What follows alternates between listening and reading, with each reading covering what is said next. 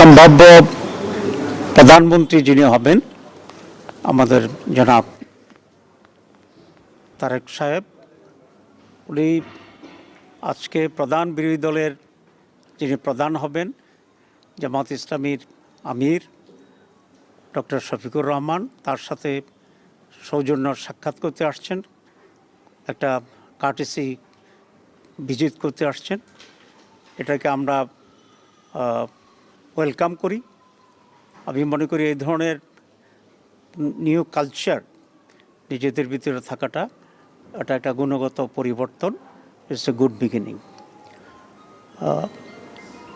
অত্যন্ত সাহায্যপূর্ণ পরিবেশে আলোচনা হয়েছে। আমরা দীর্ঘদিন বিএনপি এবং জামাত ইসলামী একসাথে স্বৈরাচার বিরুদ্ধে আন্দোলন করেছি, সংগ্রাম করেছি, গঠনে আমরা সরকারের অংশগ্রহণ ছিলাম।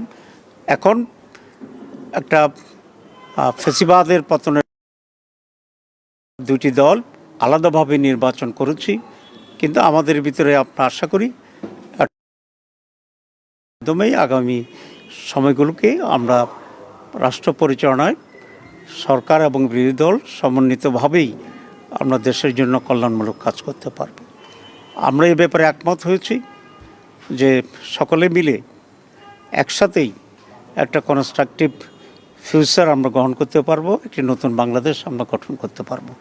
মৌলিক কোনো ঝামেলা হলে আলোচনা ভিত্তিতে যাতে একটা পজিটিভ একটা সমাধান আসতে পারে সেই সব বিষয়ে আমরা আলোচনা করেছি। আমাদের আমির জামাত বলেছেন যে কয়েকটি প্রায়োরিটি বিষয়ে এখানে আমাদের আলোচনা হয়েছে। প্রথম কথা হচ্ছে ল অ্যান্ড অর্ডার সিচুয়েশন, মানুষের সিকিউরিটি ইস্যুটা হচ্ছে সবচেয়ে বেশি। এই বিষয়ে যেন সরকার অত্যন্ত গুরুত্ব দিয়ে কাজ করে।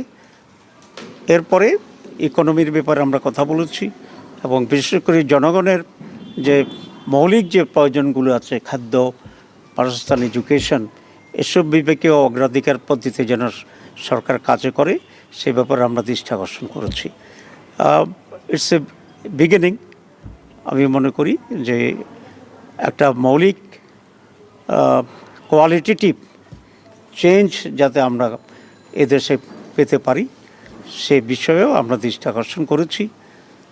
পজিটিভ যে কোনো বিষয় আছে আমরা বলেছি আমরা কোঅপারেট করব এবং জনগণের স্বার্থের বিরুদ্ধে এবং জনগণের কোনো কল্যাণের বিপরীতে যদি সেরকম কোনো ভূমিকা থাকে আমরা অবশ্যই সে ব্যাপারে আমরা প্রতিবাদ এবং ভূমিকা নেওয়ার জন্য আমরা প্রস্তুত আছি।